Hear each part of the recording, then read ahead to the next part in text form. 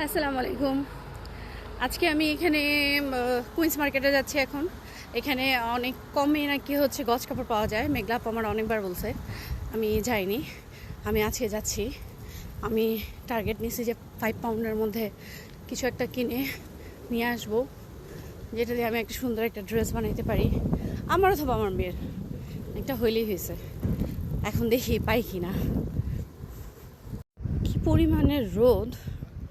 না এই পাশে ছায়া আছে, না ওই পাশে ছায়া আছে। কোন পাশটা দিয়ে হাঁটবে? এইটুকুন ছায়া দিয়ে মানুষ হাঁটতে পারে?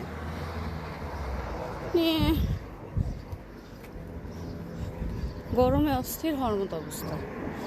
বাংলাদেশ ছাড়লাম গরমের যন্ত্রণায়, লন্ডন এসে যদি গরম পড়ে এরম, আল্লাহ কোন দুনিয়াতে যাবো।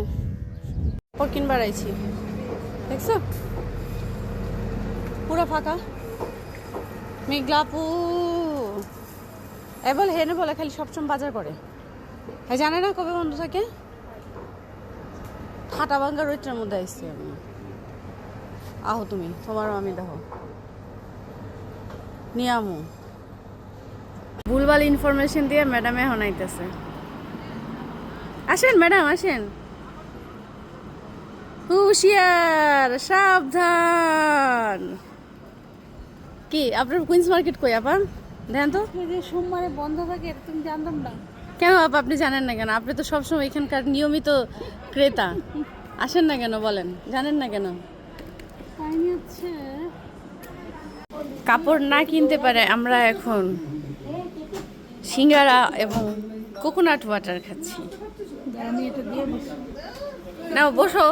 আগেও তো তোমার ভিডিও করে ফেলাইছে, কেমন দেয়া যায় এটা তো দেয়াই যায়।